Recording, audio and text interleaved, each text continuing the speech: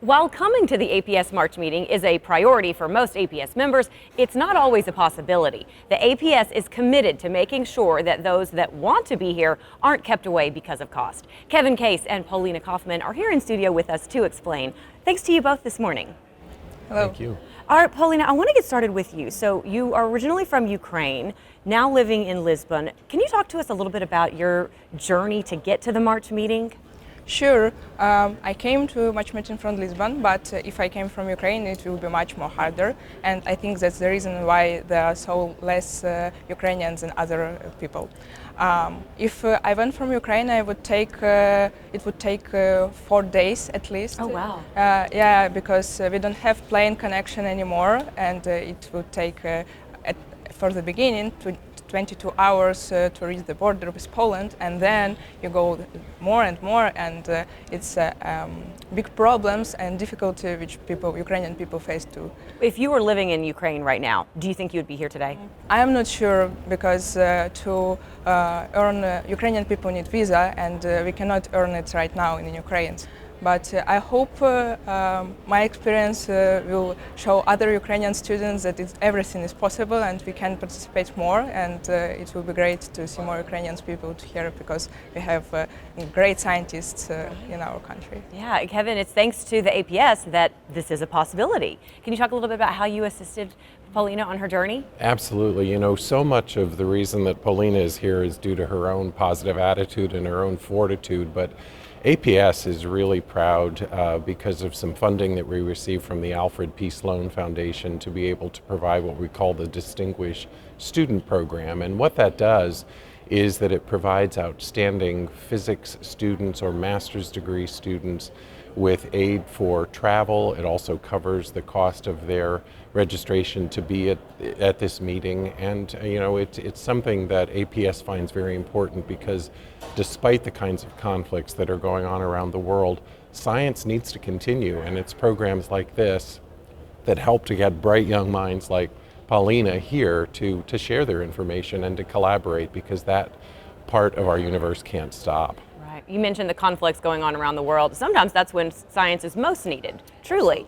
Polina, let's go back to the conflict, that's going on right now in the Ukraine. You were actually logging on in March of 2022 to the online virtual platform for the APS March meeting when the Russian invasion happened. Can you talk a little bit about that, what it was like? I was shocked, and I already registered, and when the war started, I was so disappointed what I have to do.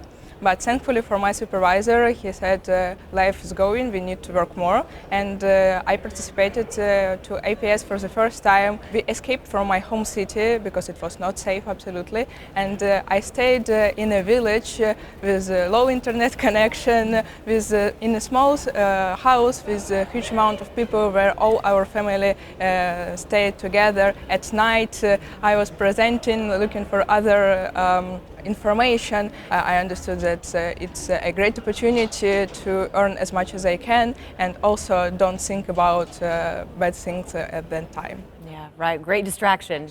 Yes, yes. Kevin, how many stories like Polina's do you hear as Director of Development for APS? We hear a lot of those stories, and that's what really encourages us to do more, because that means that more science is being shared at events like this.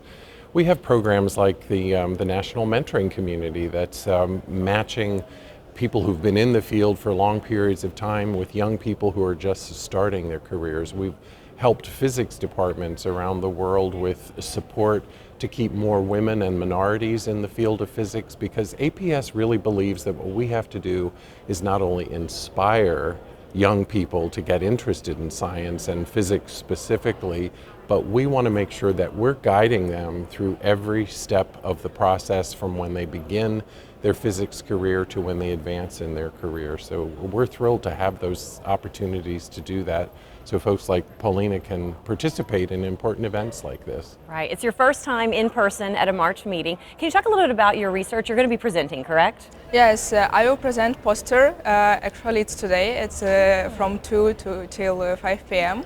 My research now is about quantum system, two-level quantum system qubit, which interacts with graphene in specific conditions, and what interesting results of behavior we can obtain.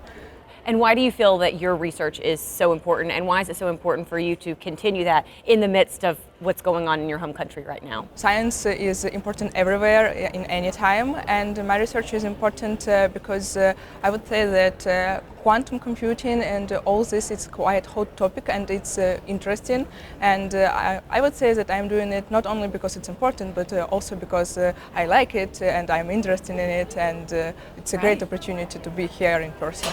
Wonderful. Well, Kevin, I'm sure the need is always there when it comes to making sure other people like Polina can get to these meetings. What do you want people to know? It is. It's very important. And we have about 3,000 of our members who make it a priority each year to donate to support to programs like this. And one of the things that we want to encourage even more members to do is to go to our website, aps.org/donate, and contribute. And you can designate where you want to see your funds go to programs like the Distinguished Student Program or to the Mentoring Program or whatever inspires you the most as a member of this community. Wonderful. Well, thank you so much for all of the work you've done and getting her here. And Polina, good luck today with your presentation. Thank you very much.